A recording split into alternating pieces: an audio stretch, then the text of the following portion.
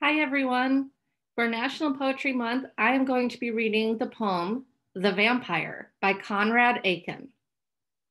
She rose among us where we lay. She wept, we put our work away. She chilled our laughter, stilled our play, and spread a silence there. And darkness shot across the sky. And once and twice we heard her cry, and saw her lift white hands on high and toss her troubled hair. What shape was this who came to us, with basilisk eyes so ominous, with mouth so sweet, so poisonous, and tortured hands so pale? We saw her wavering to and fro. Through dark and wind we saw her go, yet what her name was did not know, and felt our spirits fail.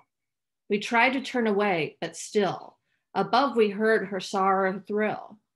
And those that slept, they dreamed of ill and dreadful things, of skies grown red with rending flames, and shuddering hills that cackled their frames, of twilights foul with wings, and skeletons dancing to a tune, and cries of children stifled soon, and over all a blood-red moon, a dull and nightmare sighs.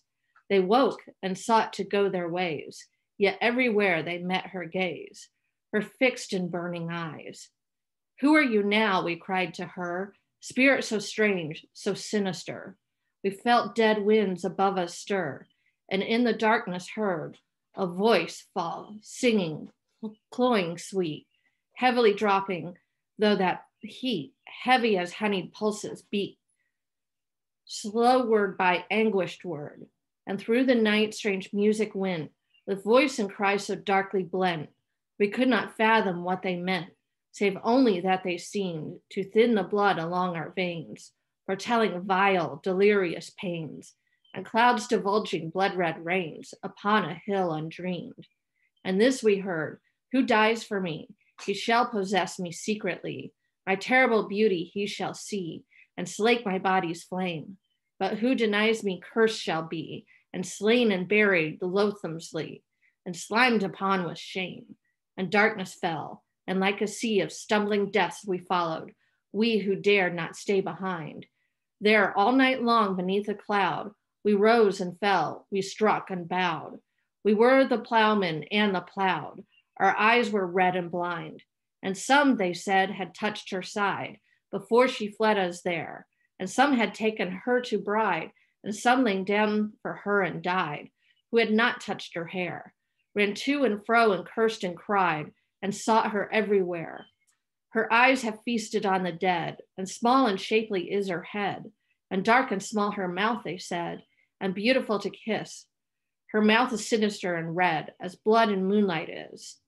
Then poets forgot their jeweled words, and cut the sky with glittering swords, and innocent souls turned carrion birds to perch upon the dead. Sweet daisy fields were drenched with death, the air became a charnel breath, pale stones were splashed with red. Green leaves were dappled bright with blood, and fruit trees murdered in the bud. And when at length the dawn came green as twilight from the east, and all that heaving horror ceased, silent was every bird and beast, and that dark voice was gone. No word was there, no song, no bell, no furious tongue that dreamed to tell, only the dead who rose and fell above the wounded men, and whisperings and wails of pain blown slowly from the wounded grain, blown slowly from the smoking plain, and silence fallen again, until at dusk, from God knows where, beneath dark birds that filled the air, like one who did not hear or care, under a blood-red cloud, an aged plowman came alone, and drove his share through flesh and bone, and turned them under to mold and stone. All night long he plowed.